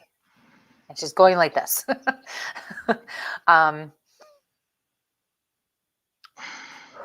Okay. She says that's all because I know better than to not listen to me. So best of luck with that. Thank you for your question. Okay. Tanya came back with a follow-up on there. It was lung cancer. And then Marcy also wanted to let you know he passed from cancer in the head. Thank you. The next question is from Kimberly, and I will butcher her last name, and I don't want to do that. So it's Amadon. Okay. I got you on that one. Don't worry, I saved you. Do you see me being released to go back to work real soon, or no? I have longer? No, wait. And you need to stop pushing it, because if you do, you're going to hurt yourself, and you're going to find yourself in a mess that you don't want to be in. Financially, I know you're starting to struggle, and I know you're starting to worry. Please don't. You will be taken care of. It's not that it won't get tough or rough, or that it's not already starting to be that way, or it is. But you are going to be taken care of in all the ways you need to be, and you already are. So stop getting anxious. Don't get ahead of yourself.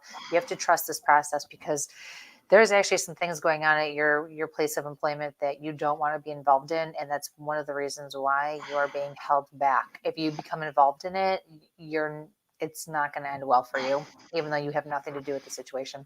So just relax, enjoy the time at home, do a little, soul searching, meditating, find, parts of yourself you haven't found before, whatever the case is, but trust the process.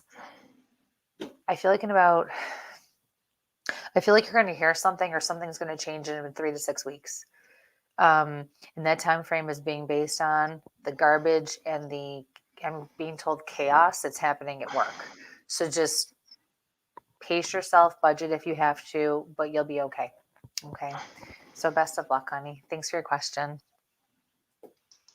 Here's our favorite stalker, Joe at Paranormal Oddities, where we love to do our shopping. He loves our show. We got to give Joe a shout out. He is my sounding board for some tech stuff, and he's definitely got a great store. We love you, Joe. Head out. And then, of course, Kristie's got, you're amazing like usual. Thank you. And then next question. Joe will be there on Sunday with us. Yes. From Josie Miller. My husband's career has been at a stall for a while. Any message about him for job prospects? He needs to stop pushing and start following his gut. Hi, Josie. He keeps trying to force things to happen that he feels is the right thing to do, or or that he just knows needs to be, and he needs to stop that. His gut is fighting him every step of the way. Our gut is our intuition. It is our psychic ability. Our guides and our loved ones connect with that intuition. And he is just fighting it tooth and nail and ignoring it every chance he gets. As soon as he learns to take a step back and breathe and relax and realize he cannot control everything, everything's going to flow and fall into place. They're just waiting for him. But if he continues to do this for much longer, and I mean maybe another 6 days, he's going to miss an opportunity that would have not only been very beneficial, it would have launched him into the next step of his career that would really take him places and open up even more doors. So tell him to chill out, take a deep breath, and remember he has to have faith. Okay, he's got to follow his gut on this one. All right, not his head. It doesn't matter. I don't care how perfect things are on paper. I don't care. It does not matter. He's got to follow his gut. Okay, so best of luck with that. Thanks for your question. Okay, here's our next one from Maria Decemberini. My father passed away in 2011. I would like to know if he's still around a house he lived in. His name was Augustino. Hi, Maria. From time to time, but he's not there like he used to be. He actually is, he doesn't want to be anymore. It doesn't feel like home. I feel like it needs a lot of work and updates. It doesn't feel the same. It's not the same to him, but also his soul, all of a sudden I feel like somebody's grabbing me around the neck.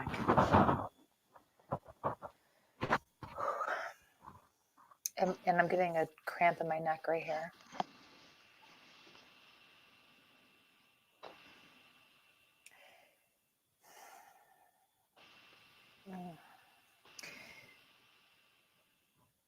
I'm hearing very clearly, I don't want to anymore. I don't want to anymore. And I feel like you or somebody is going to be able to connect with that statement, literally. And I feel like that's a message in and of itself. You're going to know what that means. When he would say it or someone would say it, you know what they meant or what, kind of read between the lines on that one. But I keep seeing the house and then feeling no, and he's shaking his head, no. And I feel this like, ugh, I don't want this anymore. I don't want to deal with this. I don't want to do this anymore. I feel like if you even wanted to get rid of it or if you needed to do something about it, it would be fine. Yeah. It's time to separate and just kind of be done. Wash your hands. Okay. But he's around the family. Just because he doesn't come around the house as much does not mean he's not around the family. He likes to supervise. So, yeah. So thank you for your question, honey. Have a good night. Uh-oh. Looks like the whole team's going to be back on Sunday. Who, what, huh? Marilyn's going to be there Sunday. Oh, good. Yay. Yeah. Awesome. I can't wait. And then we've got Katie Lord Stafford. Is my first time turning in. She loves your podcast. Oh, thank you so much. We appreciate that. Thank you for listening. And the next one we have here, I'll give you a quick little break there, is from Alex. Oh, we're going to go with Alex. So Alex B. My uncle passed away in 2018. Any messages? He wasn't even about to attempt that one, Alex. Sorry. Not after I got hit in the head earlier. My luck. Oh, goodness.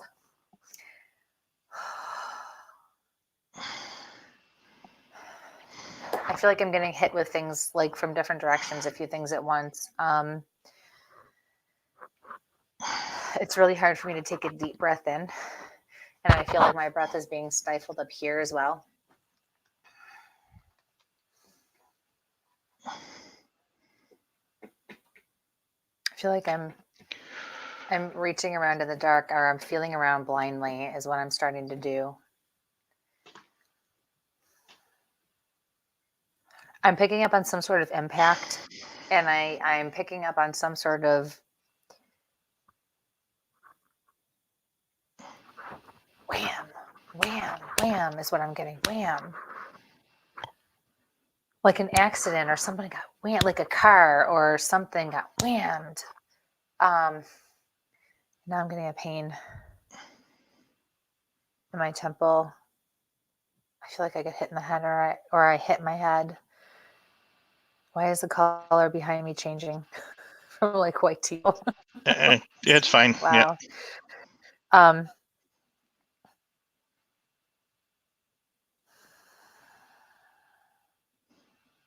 He was a tall man. He's standing behind me in that corner. He wore a hat on nice occasions too. He wants you to know he's around you. There you go. Thank you. Yep. Did you guys see that?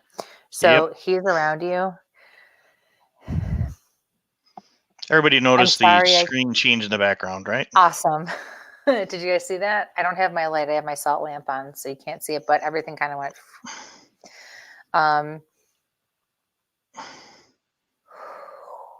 He is looking out for you, though.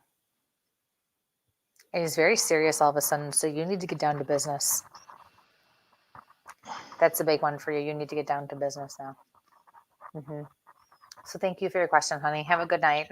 All right. I'm going to go back up here a little bit. A confirmation here. This is confirmation from Maria. Yes, that's why you said you didn't want to do dialysis. You hit it on the nose. Oh, thank you, Maria. Okay. Gonna go here with Ashley McGuire. Does my grandmother Nancy have a message for me? Hi, Ashley. I'm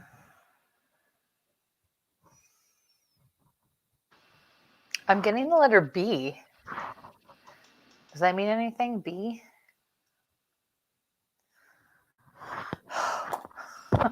What is it with the people with the breathing issues tonight? Holy cow, it keeps taking my breath away. But she's telling me something about heart as well. Holy cow. And it's like traveling. It's almost like it's restricting in here. And I feel like I want to go like this. She says to you, it was quick. I'm starting to be able to breathe again. It was quick. And then she says, thank you, honey. You did something after she passed. I feel like either right after she passed or at her service. And she knows. And she's saying, thank you. Couldn't have done it without you, she says. She's a cute little thing, too. Yeah, she has white hair. Very feisty, though. Yeah. You wouldn't think it by looking at her, but she's very feisty. Yeah. Thank you for your question. Okay, I'm going to do a little confirmations while you take a quick little breather there. Okay. This is because I'm getting it on my end. Yeah.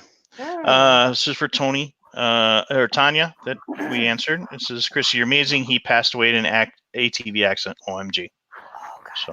So we are sorry for your loss. Kimberly noticed your lights. Awesome. Yeah, that's crazy. And then this is from Alex. Thank you for sending your love my way. You hit the nose on the head. Oh, I'm so glad.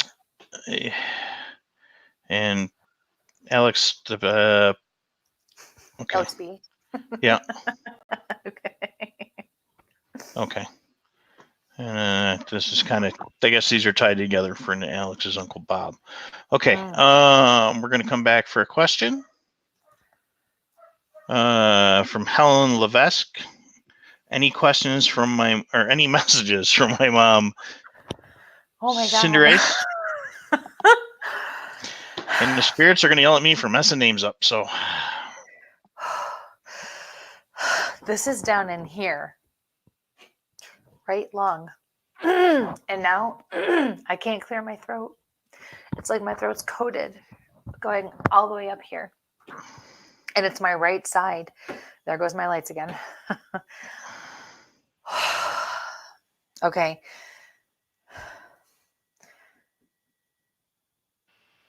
People used to tease her about her first name, didn't they? Because I looked at that name and I heard Cinderella and she kind of scowled like, oh, like that was like a joke or a reference that she could not stand.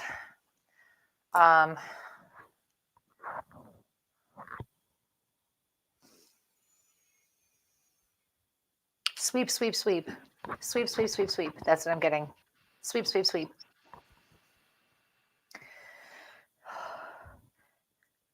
She says, you're doing good. Don't give up. Don't quit. She says, I will be very upset if you quit. And I feel like the way she's saying that and the context with which she's saying it, oh, I'm getting a pain in my head right here again, is because you're wondering, she's answering you, would she be upset? Would she not? Would she understand? Does she know? Yes, she knows. It's in the back of my head, like here too. Don't, and she's got her finger going too. Don't stop. Don't stop. Okay, so thank you for your question. Don't stop, whatever it is. And she Believe in, confirmed Steve something in the Perry. middle You there. see my lights? Yeah. Okay. All right. So next one is going to be from Jean Laurie. Kristie, is any messages from me for my father or my stepmom? When you said stepmom, I heard no.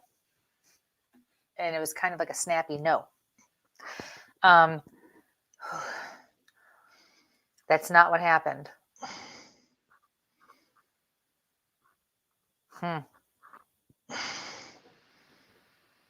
It's not what you think. Get over it. Everyone needs to just get over it.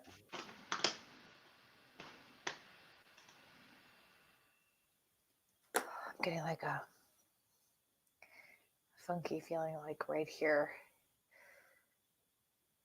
It's like right in here. She is cranky and she is so this has got to be your father, because I had this gentleman just step in, and as I was describing this woman, he just walked in and rolled his eyes like, here we go again, like just whatever.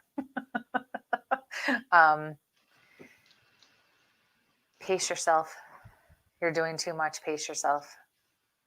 This is your father. Pace yourself. It will be okay. You will be okay. Just pace yourself. I'm also picking up on a daughter. I feel like you have a daughter. Take care of her. Help her to do what's right. Yeah. Thank you for your question, honey. Have a good night. Okay. Some follow-up from Helen. We got that there. And thank you. Okay. And then we're gonna go to Maddie Maru. Yeah, I'm butchering names. Boudreaux. So Boudreaux. It's Boudreaux. Hi, Kristie. Anything from my grandfather? Hey, that's what I'm for. Comic relief. I only know that because I went to school with the Boudreaux, and that's how he spelled it. Hi, Maddie. Guys, there's always a theme with a party, a public event, public reading, whatever. There's always themes. And tonight's theme is upper respiratory. Let's see how much we can not let Kristie breathe tonight. So your poor loved ones all had these awful issues, but rest assured they're in the light. I have not received anybody who's not in the light yet.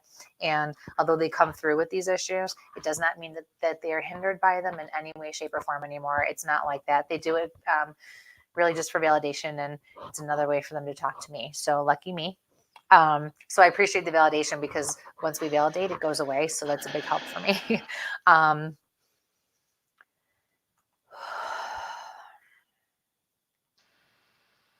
He wants to see you get out more.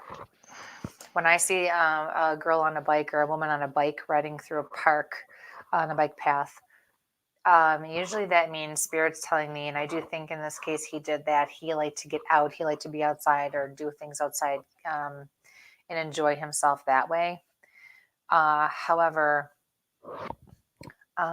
he's also telling you need to do more of that as well. He says once you do that, you're going to connect with nature. You're going to connect with the things that matter to you, and you're going to find clarity that you are so desperately seeking yet cannot find, and it's been too long. He says you need to try something new. You're coming at this situation and your life in general the same way over and over and over and over again. He says, when are you going to learn? If it's not working for you, you got to try something else. Okay. So thank you for your question. All right. Nope, that's not the one I want. That one. Jean said, thanks so much. Yes, my stepmom could be cranky at times. Let's see. Excellent. No, thank you for the validation. And Helen also, I think we'll go through and look at some of those follow-ups. Let's see, we're there, Maddie. Somebody else with a light issue. From Sharon Jameson, I want to know who's in my house. I have lights flickering and noises coming from the rooms that are empty. You have a Sometimes child an easy there. one, sometimes boy. a hard one. He's telling me his death was tragic, and I am seeing a piece of farm equipment like a tractor, and I feel like there was a very unpleasant impact. He likes balls. He likes to play with balls. You can hear it bouncing. He's about 6 or 7 years old, too.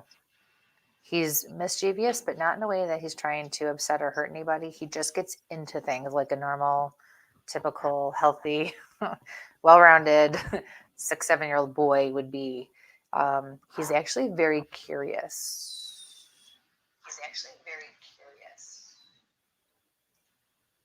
That was odd. Did you hear that? Yeah, Total feedback. Or is that you playing with stuff again? I picked up my phone and I'm like, what was that? Just okay. I'm also picking up on an elderly woman in your house. This woman feels like a grandmother, but I think she's a grandmother, and I feel like she's a great grandmother.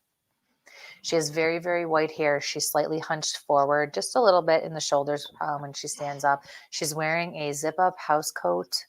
It looks to be pink, light pink. And she has slippers on her feet, the kind you just slip your feet into, like the older style. And she's just standing there. It looks to me, if she were to stand up straight, she'd probably be about 5'6", 5'7". A little bit heavier, but not much. I feel like she takes her time and she just kind of goes about her business, and she just likes to be around the family, but she particularly likes the house or the environment in the house. And I'm also hearing you. She likes to be around you. Okay, so that's what's going on in your house. Thank you for your question. Okay. And folks, I'm pulling these questions from 5 different locations. We're live currently on Periscope, through Twitter. We are on our Where's My Sage YouTube page. We are on Where's My Sage Facebook public page. We're on Kristie's business page. And we're also, which got us started in this thing, is Paranormal Warehouse. And I left them for last because they're our biggest supporters. So again, paranormalwarehouse.com on Facebook. So if you're wondering why I'm kind of pulling in, your question may not have come up. I'm pulling from a couple of different locations. So as they come into my feed here on my side, we're kind of putting them up. So I do appreciate you sending the questions in. We will keep answering here for about another 15 minutes or so. We have complete access to our format, but some of our stations may have to bounce free because of time constraints. But please, again, check us out on Paranormal Warehouse on Facebook, Kristie London Reiki Master, and Medium Reiki Master. Where's My Sage Facebook, and Where's My Sage Instagram, and Where's My Sage on Periscope. We're going to go here to Diana. Sorry, I'm going to override you for 1 second. Yes, ma'am. Go ahead. But then I will definitely talk to Diana. Ashley, yeah, you need to have your house cleansed immediately. No, do I think you're in any kind of danger or there's any issue as of right now? No, I feel like they are just testing the waters, whoever this is, but I don't like it. And I think you need to contact somebody to cleanse your house immediately. You also need to explain stranger danger to your niece and treat it like that. She's not to talk to this person or interact in any way. I feel like right now they're just kind of there to kind of scout out, and we want to stop anything else before it starts. Okay, and tell her she's allowed to say no. All right. Thank you for your question, honey. Okay, it's all yours again. Oh, no, that was going to be the next one anyway. So. Oh, okay. And Sharon gave you some feedback too, but I'll let you go ahead. No, I was just going to say a big thank you to Mike, everybody, because he works really hard to keep all of this going. And for those of you who saw my awesome, wonderful friend Pam, who helped me out with my shows when it was just she and I, that chick had a system like you wouldn't believe. And when I asked her to help me out, I couldn't imagine the amount of work she put in to try to make sure that everything was run the best that we could run it for everybody. So please shout out to Mike too, because he works really hard to do all of this. And quite honestly, if I had to be this involved with the tech stuff, it wouldn't be happening. So no, definitely. Thank you. So, okay, next, go ahead. Okay. The other things, folks, is that we're going to go through these things. I've given her a quick little break just to get wrapped around here. Our next show will be readings for the whole 2 and maybe a little bit of Mike's Tactical Tuesday. So let's go in here. Diana there. I think we did. Kristie, I just want to let you know CJ's still hanging around. He's trying to tell. Is that something you know, or is that something that goes back in a private and we... It does. All right. Hi, Diana. Done. Yeah. Good. Call me. Just call me. Okay. I didn't know if that was a spirit that's been pushing stuff around or... Nope. All right. Let's do a little relationship advice here for Sharon. Definitely need some relationship advice. Has been together 10 years ago through a rough patch. We will be okay. Sharon from Lancaster. Hi, Sharon. It's time to move on. But I don't feel like I'm telling you something you don't already know. And I feel like deep down in his gut, he knows it too. Your spirit guides are stepping forward and saying, you guys really did fight hard. From the get-go, you knew this might not work, and you knew it was going to be a lot of work, and it was going to be a struggle. Certain things were going to have to happen. You guys were going to have to give in certain ways in order to make it possible. It's not happening, but it doesn't mean that you're bad people, and it doesn't mean that it has to be a bad thing or an awful thing. Don't make it something it's not. Your spirit guides are saying, go be happy.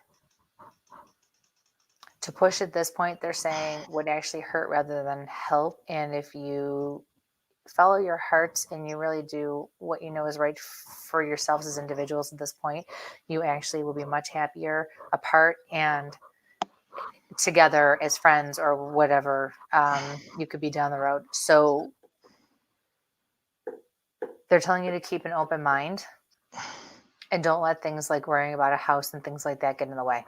It'll all work out. Yeah. Okay. So thank you for your question, honey. Best of luck with everything to both of you. We actually had a comment from the comments that kind of go right along with that from our friend Marilyn. So.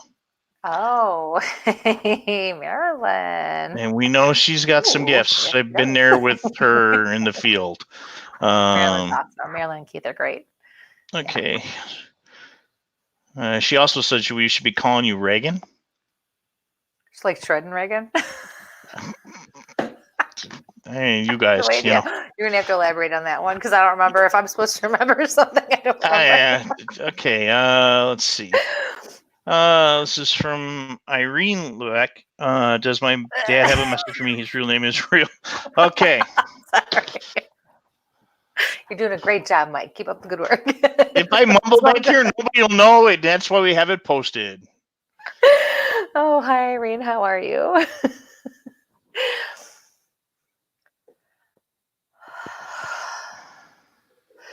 He says his name is real, but they didn't call him that. But he's not telling me what Doug? Who's Doug? I'm getting Doug. D-O-U-G, Doug.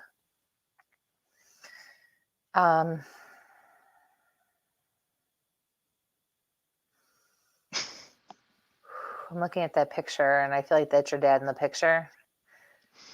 And I'm hearing, what are you laughing at over there? Marilyn. Oh, something about rocking. He liked to rock.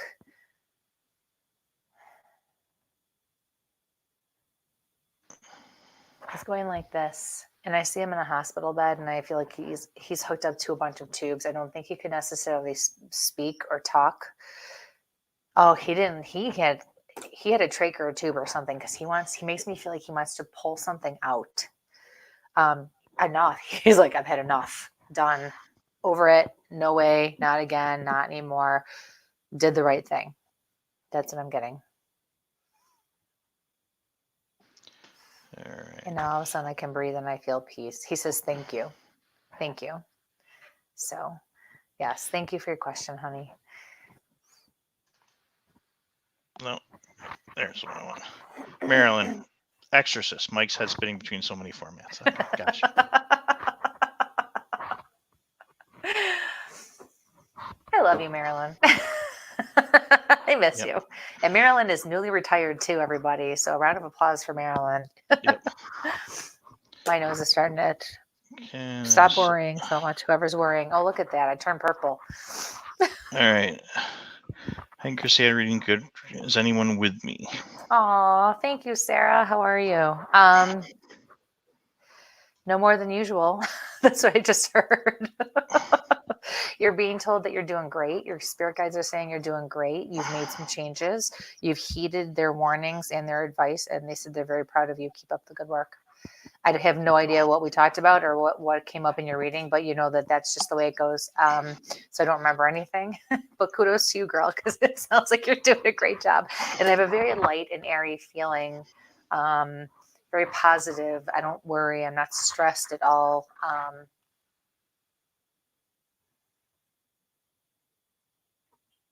Start exercising because I'm seeing somebody jogging in place like in a leotard. Taking care of yourself. So good job. Good job. Kudos to you on that for sure. Yeah. Thank you so much, honey. Have a good night. Okay. I've got one here from Chelsea. Can you please tell me anything how to guide my life? Hi, Chelsea. Yeah, you have to start by being honest with yourself and follow your gut. And you already know this. You needed to hear it because you needed that last push to say, I have to do this because I can see and feel that when you do it, you're going to have to make a lot of changes in your life and a lot of things are going to be different. A lot of people are going to go. You're going to come into contact with a lot of new people. But this is going to be for the better. You have a lot of toxic situations and toxic people in your life. The more you change your own energy and you vibrate at a higher frequency, the more positive it is. Therefore, you're going to attract the right kind of people, more positive people. And that's what you really desperately, desperately need to do at this point. But they are also acknowledging that you've already done some work and you already have acknowledged certain things that you need to do and you're doing them. So they're saying, keep up the good work. Sorry, this feels like it's falling out. But you have to keep going. And I'm also picking up on college school for you. Don't get away from that. You need to keep doing that, or you need to go do that. Okay. Or go back. All right. So thank you for your question, honey. Best of luck. Okay. And Sarah came back with, I did jumping jacks. You go, girl. Okay. And on that note, we're 2 minutes to 10. We are, I'm Mike from Tactical Bigfoot Research and my wonderful co-hosts. Go Kristie ahead, finish London. it. No, Kristie London, medium, and Reiki Master. You know, Okay. I've got my master and I still can't get it out, but then I can't That's like Melanie. pronounce the little round thing in the, it's not a donut. It's a, And so, we want to extend a great big thanks to all of you again for tuning in tonight, and a great big thanks to our guests, Bo. Chechen? No, not Chechen. It's Bo. JB and Mary Marshall for taking the time out of their nights and out of their busy schedules and lives to talk with us. We had a great time, and there's just so much. Wow, we could talk to them forever. So we really appreciate everyone's support and all of the networks and the platforms everywhere. Thank you so much for tuning in. We couldn't do this without you. Again, our next show, folks, is February 18th at 8 p.m. Eastern. Again, find us on paranormalwarehouse.com. Kristie's business page our YouTube page, Where's My Sage, our Facebook page, Where's My Sage, Periscope and YouTube, and we're also on Instagram. Absolutely. And it's going to be a reading show, a lot more. And, Live just give Q&A. quick thing at Mary's book, Continuum, can be found on Amazon, and Jay's documentary on Amazon Prime. Definitely a lot of stuff coming up for us. We will be around. We will be posting our events on our public page, Yes. Where's My Sage, on Facebook. That will have a list. We'll be out Saturday night in Buffalo, or Sunday night in Buffalo. We'll be at the end of the month in Geneseo, New York, doing the Winter Parafest with some of my fun. crazy Yeah, friends fun. from, Naked and Afraid and Bigfoot and Paranormal, and some really great people that we know kind of hooked me into this, and the reason I ended up meeting Kristie and we started this. A couple of people that'll be there that we've Crazy gone out and done some adventure. investigation. Yeah. So thank you all. And on that note, Have a wonderful night. Yeah. Be safe. And keep an open mind. Get a lot of rest. and keep tasting the universe. That's right. Good night, everybody. Thank you.